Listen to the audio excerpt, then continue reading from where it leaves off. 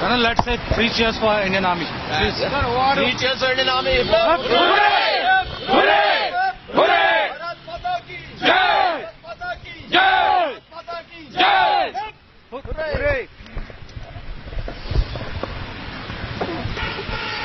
बोलो ना।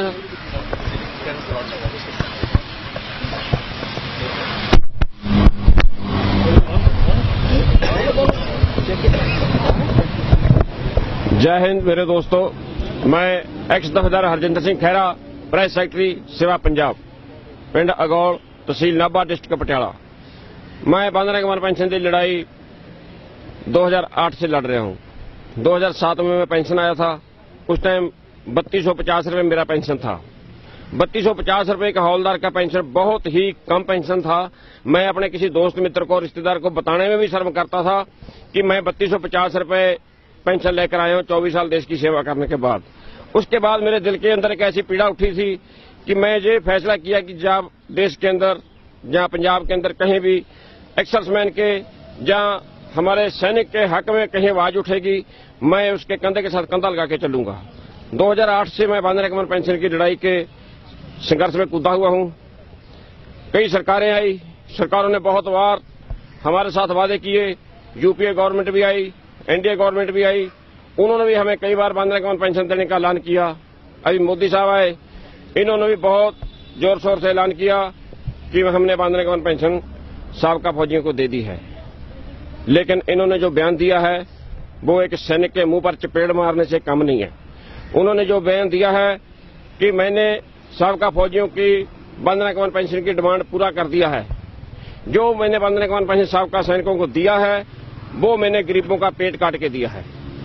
ये गरीबों का हक था, लेकिन मैंने सैनिकों को दे दिया। ये बात मेरे को बहुत चुभी, सभी सैनिकों को चुभी। और उसके बाद देश के रक्षा मंत्री जी बयान दे रहे हैं कि हमारी सेना को जंग लग गया। बहुत लंबा समय हो गया, युद्ध नहीं हुआ, इसलिए हमारी सेना को जंग लग गया। तो इन दोनों बयानों के खिलाफ मैंने एक रैली शुरू की। पंजाब में कोने कोने में गया, मैं सरहदों पर गया, मैं राजगुरु सुखदेव और भगत सिंह की समाधि पर गया। 71 के जो वार मेमोरियल हुसैनीवाला बॉर्डर पे बने हुए हैं, मैं वहां गया। इन समाधियों पे जाके मैंने शहीदों को सलाम किया और उनके चरणों से मिट्टी उठा के मैं साथ लेकर आया। उसके बाद मैं खेमकरण सेक्टर, जहां सेकंड वर्ल्ड वॉर के बाद दुनिया का सबसे बड़ा टैंक युद्ध हुआ है, वहां पैटर्न टैंकों को कब्रिस्तान बना दिया हमारे सैनिकों ने। मैं वहां गया, शहीद अब्दुल हमीद जी की समाधि पर गया। हर जगह से मैंने शहीदों के खून की भीगी हुई मिट्टी ली। उसके बाद मैं अमृतसर से होता हुआ डेरा बाबा नानक बॉर्डर, गुरदासपुर से आगे मैं पठानकोट से होता हुआ मैं जम्मू कश्मीर में गया। सबसे पहले हमारे लद्दाख के hero lieutenant general Vikram Singh को सल्यूट किया। वहां से मैंने टर्न किया सरहद की तरफ। मैं आपको बताना चाहता हूं दोस्तों, मैं सरहद के उस कोने तक गया जहां पर मुझे सिक्योरिटी वालों ने रोका नहीं, बीएसएफ वालों ने रोका नहीं। मैं वहां तक गया जहां उन्होंने मेरे को रोक दिया, मैं वहां से पीछे हट गया। मैं 2 गांव ऐसे देखे जो हिंदुस्तान के लास्ट गांव थे, वो एक पंजाब में और एक J&K में। बीएसएफ वालों ने मेरे को वहां चाय पिलाया, लेकिन 15 मिनट से ज्यादा रुकने नहीं दिया। बोलते सरदार जी प्लीज आप यहां से चले जाओ, जहां गोली नहीं आती गोला आता है। तो उन्होंने मेरे को वापस भेज दिया। लेकिन फिर मैं गांव में गया, जम्मू में वार मेमोरियल ढूंढे।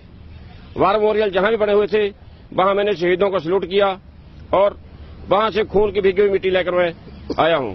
अभी मेरे हाथ में 2 थैली हैं, दोनों मिट्टी शहीदों के खून की भीगी हुई हैं। और मैं ये आज जनरल सतवीर सिंह साहब को दूंगा, उनको बोलूंगा कि प्लीज वो इसको रक्षा मंत्री और प्रधानमंत्री को दें और देश के रक्षा मंत्री इसके अंदर फर्क बताएं मेरे को कि जो 71 के और 65 के शहीद थे उनके खून में क्या फर्क था, और जो आज हमारा सरहद के ऊपर जवान बिना लड़ाई के शहीद हो रहा है, अगर इसकी औसत देखा जाए तो डेली की 4 औसत पड़ती है। रोजाना के 4 जवान आज हमारे देश में शहीद हो रहे हैं जो कि बिना वार के हैं।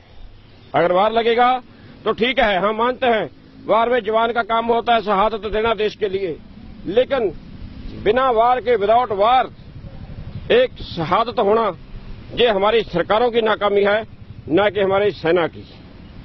रक्षा मंत्री जी ऐसे बयान ना दें। मैं उनसे अपील करता हूं कि प्लीज हमारे शहीदों का और जवानों का अपमान बंद करें। अगर फिर भी ऐसे बयान देते रहे तो हम दोबारा कोई और स्टेप लेंगे। देश के जवानों का और शहीदों का सम्मान हम बहाल कराएंगे। इसके लिए हम ये संघर्ष जारी रखेंगे।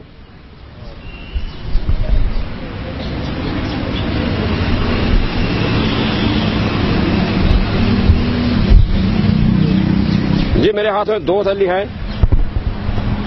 कोई भी इसको सूंघ के कहीं भी आप डीएनए, मोदी साहब डीएनए की बात करते हैं अक्सर, और विरोधियों का डीएनए बहुत ज्यादा स्पेशलिस्ट हैं डीएनए के।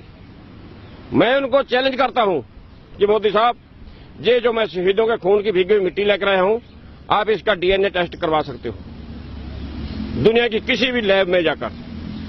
अगर ये असली नहीं हुई तो बोलना। मैं असली वाली मिट्टी लेकर आया हूं शहीदों के खून की भीगी हुई। मैं मोदी जी के बांधने का वन पेंशन जो नकली दिया उन्होंने ना, ऐसी नकली मिट्टी लेने के लिए नहीं गया था। भारत माता की जय, भारत माता की जय, भारत माता की जय।